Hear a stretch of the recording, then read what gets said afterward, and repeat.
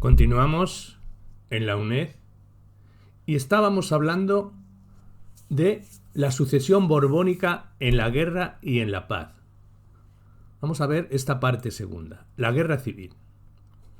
Los españoles lucharon entre sí en la guerra de sucesión, pero no siempre estuvieron claras las fronteras del conflicto social.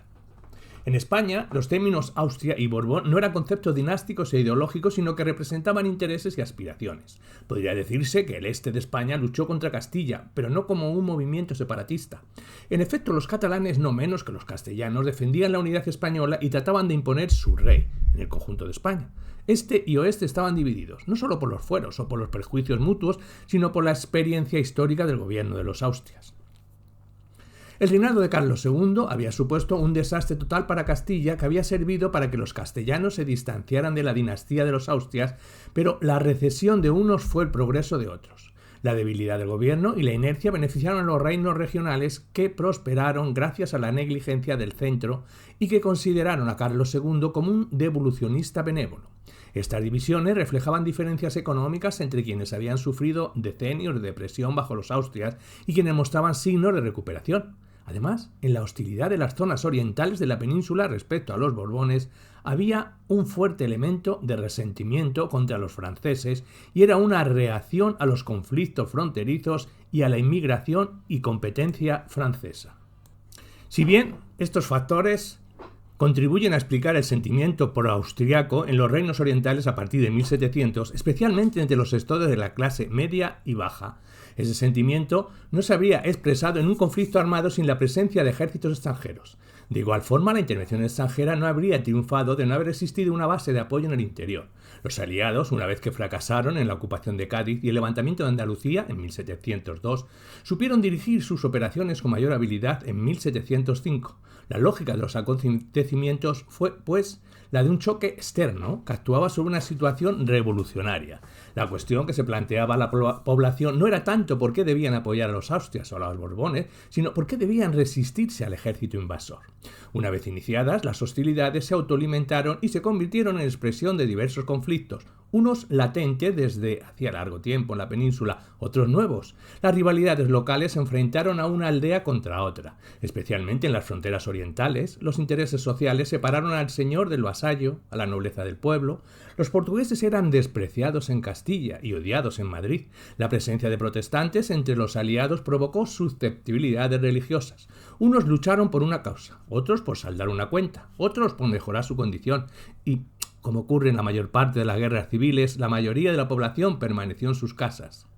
Las tensiones sociales salieron a la superficie, especialmente en los reinos orientales. En Castilla se vivió una paradoja. Era el núcleo central de los Borbones, pero la solidaridad era absoluta. Castilla había monopolizado la maquinaria del gobierno y el imperio en el pasado, por lo cual la unidad y la integridad de la monarquía estipulada en el testamento de Carlos II parecía pensada para ella. A partir de 1700, Castilla luchó por su herencia, que se identificó con la sucesión borbónica.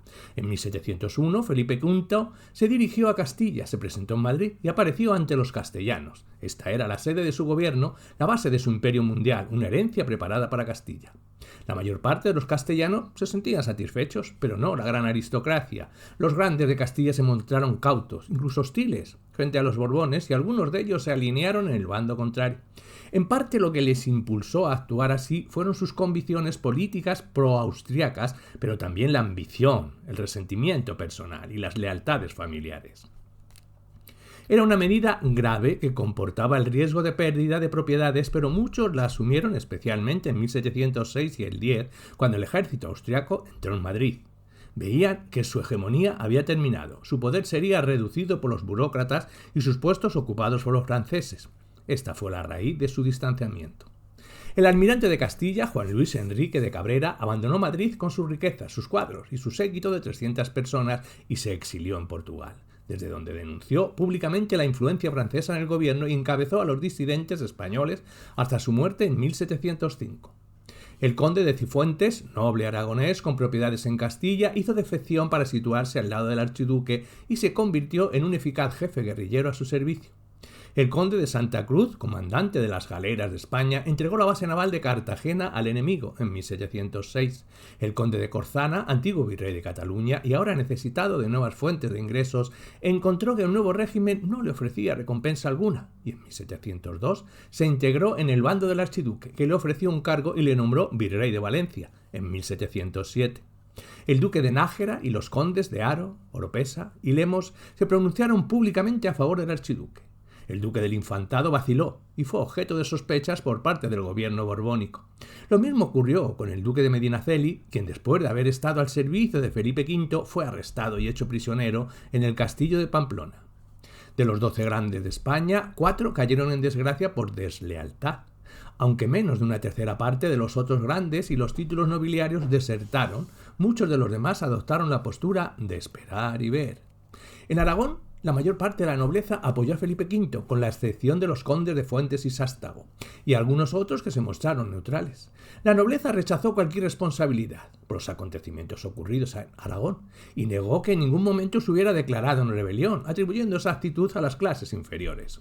En cierta forma, esta afirmación es cierta.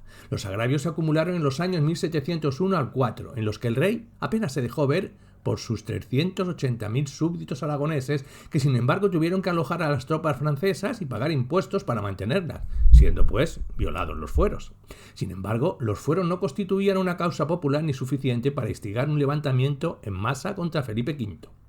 Los fueros eran para los ciudadanos principales y los nobles, no para los vasallos y campesinos. Era suficiente saber que su señor era partidario de los Borbones para que un vasallo se uniera a los Austrias. La oportunidad se presentó con el avance del ejército aliado, que debió su éxito en Aragón fundamentalmente a la ausencia de defensas y de una resistencia importante. En muchas aldeas los sacerdotes apoyaron a los campesinos, como ocurrió con las órdenes mendicantes, e invocaron la religión con la misma energía que el clero borbónico para justificar la guerra. En algunas ciudades, la baja nobleza y las clases medias eran partidarias de los Austrias, expresión de una antigua alianza contra el control del gobierno municipal por parte de la aristocracia. Pero en muchas ciudades aragonesas, el patriciado urbano no dejó de agitar la bandera borbónica y cerró filas contra la agitación popular.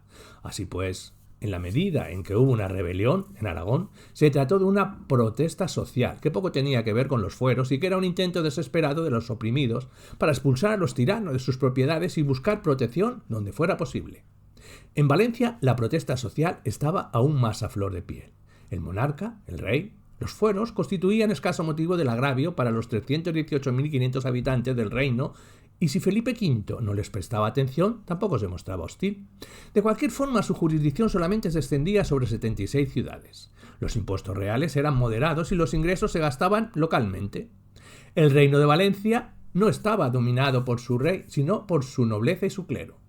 Más de 300 ciudades se hallaron bajo la jurisdicción señorial, sometidas a los funcionarios, la justicia y los impuestos de sus señores, algunos de ellos castellanos, y todos ellos virtuales soberanos de sus propiedades. El campesinado valenciano era víctima de un sistema que le imponía el pago de cargas feudales, diezmos, impuestos y monopolios señoriales, y que prácticamente le impedía llevar a cabo cualquier acción para escapar al control del señor. Al igual que Aragón, Valencia tenía una serie de agravios inmediatos: el odio a los franceses, la indiferencia de Madrid y el agrado de los Austrias. Pero la raíz de su resentimiento era social y derivaba de un régimen señorial tan absoluto en su poder que la rebelión parecía el único camino posible. Aún estaba fresco el recuerdo de una rebelión reciente, en 1693. Pese a que se saldara con una derrota, todavía existía, como observó un contemporáneo, la esperanza y el deseo de conseguir la exención de los impuestos si se presentaba de nueva oportunidad. La oportunidad era mejor ahora que en 1693. El enfrentamiento por la sucesión daba a los valencianos una influencia política ante el pretendiente austriaco, influencia que se apresuraron a explotar. También los austrias utilizaron su ventaja y manipularon el movimiento social para reforzar su causa y obstaculizar sus enemigos. Cuando las bandas de campesinos se liberaron de su condición de siervos, se negaron a pagar impuestos, atacaron a los señores y ocuparon sus propiedades, el archiduque se encontró ante un dilema, consciente de que el apoyo a uno de los bandos le enajenaría la simpatía del otro. Al principio intentó mostrarse imparcial. ordenó que la población pagara los impuestos debidos a la Iglesia para la defensa del reino, y en cuanto a los derechos señoriales, no estaba en su mano alterarlos sin el consentimiento del propietario. Pero el archiduque no se mostró impasible, y cuando vio con claridad que nada podía obtener de la nobleza, reconoció que el pueblo tenía agravios y afirmó su deseo de mejorar su situación, aunque sea contra los poderosos y sus mismos dueños. Y con especialidad lo debéis observar con los varones, porque estos suelen excitar con ellos algunas extorsiones a que pondréis la mano siempre que se ofrezca. Finalmente, el componente militar de la alianza antiborbónica en Valencia se hundió y la revolución social quedó indefensa. En Cataluña, la Gran Alianza era más fuerte. Los catalanes tenían una serie de opciones en la Guerra de Sucesión, pero Francia no era una de ellas. El recuerdo de la revuelta de 1640 al 652, cuando Francia había abandonado y luego desmembrado a Cataluña, y su posterior resentimiento contra los franceses, tanto en su condición de inmigrantes como de invasores, apartó decididamente a los catalanes de Luis XIV y del absolutismo francés, impulsándolos hacia los Austrias y hacia la autonomía regional.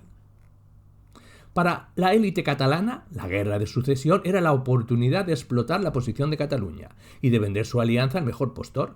Los dos bandos cultivaron a los catalanes. Luis XIV había aconsejado a su nieto que les prestara atención, y de hecho Felipe les ofreció cuanto deseaban en las Cortes de 1701.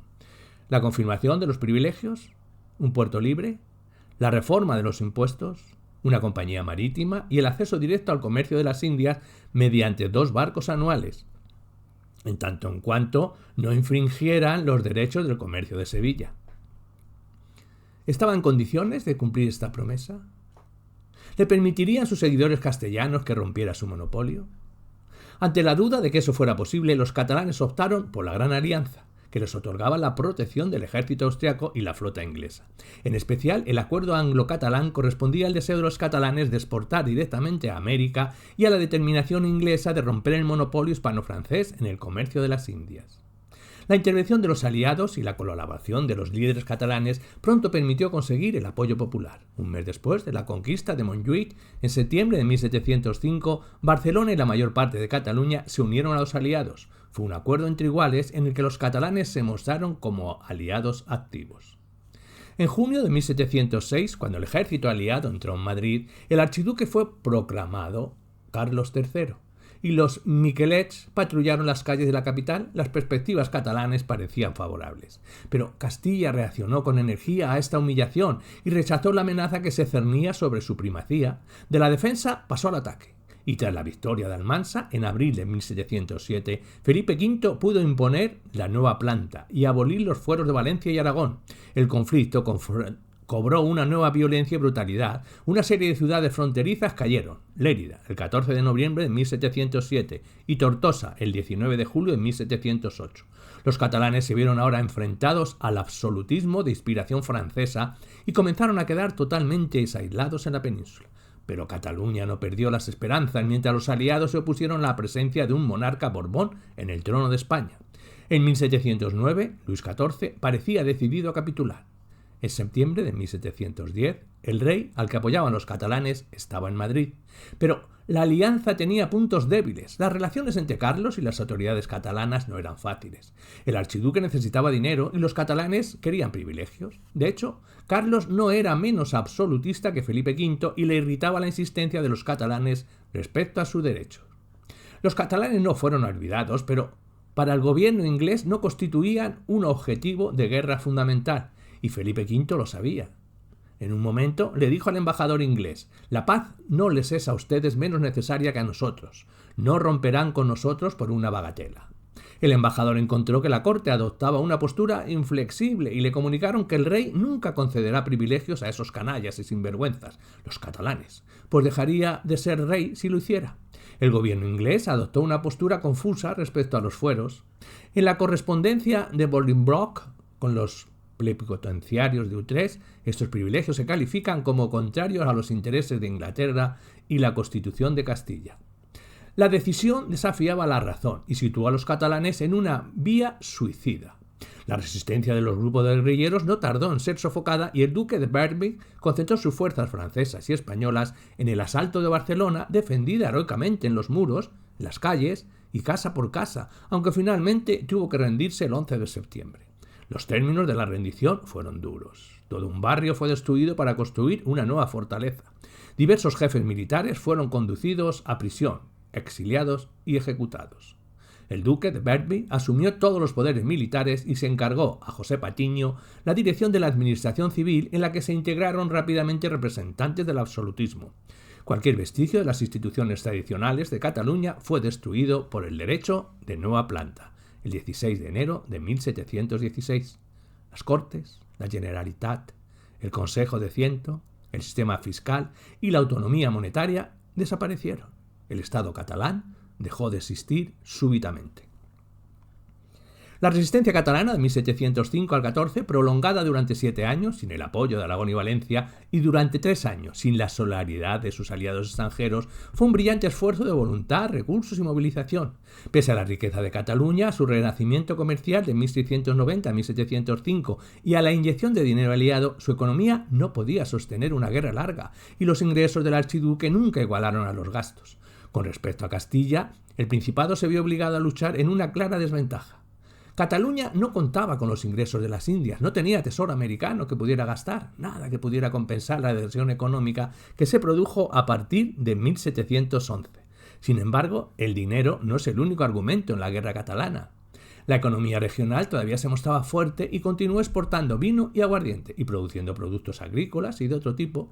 Si los precios se elevaron, también lo hicieron los salarios y el país era capaz todavía de pagar los impuestos y de otorgar subsidios al archiduque. ¿Cómo respondió el pueblo catalán ante la guerra? El apoyo social no fue unánime, sobre todo en la última etapa de la lucha. El alto clero no se puso al frente de la resistencia y menos aún los sectores más elevados de la nobleza, un tanto castellanizados y alejados de los intereses catalanes, a diferencia de la baja nobleza que se identificaba con Cataluña y se sentía escasa simpatía hacia los Borbones. Cataluña no era una segunda Valencia, madura para la revolución social. Una vez ocupadas por los ejércitos de Felipe V, la mayor parte de las localidades del oeste y de las zonas montañosas permanecieron así. Y si bien hubo una resistencia esporádica ante los nuevos impuestos, la Cataluña rural no se levantó contra los Borbones. Hay que encontrar el núcleo dirigente del movimiento catalán en la élite urbana del comercio y de la producción y su corazón en los artesanos de las clases medias. La derrota de 1714 no constituyó una catástrofe. Todo siguió funcionando en el caso de los catalanes. Las viudas y los huérfanos continuaron desarrollando el trabajo que habían abandonado los hombres. Las dificultades de posguerra se superaron gradualmente y los catalanes continuaron produciendo, vendiendo y comprando.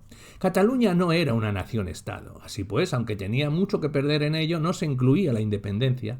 A pesar de la dura represión, no hubo movimiento de resistencia. Ni siquiera un renacimiento del bandolerismo rural y ninguno de los grupos dirigentes intentó arrastrar a las masas tras un programa de gobierno regional. La identidad catalana se había expresado no solo en los fueros, sino también en el crecimiento y en las ambiciones de grupos de intereses dinámicos. Cuando se vieron frustrados por la política española, explotaron. La resistencia a Felipe V en 1705 a 1714 fue enérgica y total, culminando en una lucha heroica por conservar Barcelona en la que nobles, comerciantes y estudiantes lucharon hasta el final y en la que no se produjeron diserciones. El liderazgo procedido de las clases medias que habían experimentado recientemente un crecimiento económico y una expansión comercial. ¿Qué significó la derrota para ellos, para la élite urbana y para la pequeña nobleza? Perdieron la libertad política y la representación en el gobierno, lo cual hirió su autoestima. Perdieron la posibilidad de defender sus propios intereses y de distanciarse de una decrépita Castilla. En especial se vieron quebrantadas sus esperanzas en América al tener que soportar una aplicación más estricta del monopolio de Cádiz-Sevilla. Así pues, ¿qué consiguieron los catalanes del nuevo Estado borbónico? Nada a corto plazo. A medio plazo, la posibilidad de desarrollo económico, un mercado protegido en Castilla para sus productos y una eventual salida en América para sus exportaciones. La guerra de sucesión obligó a los catalanes a hacer una pausa más que a detenerse totalmente.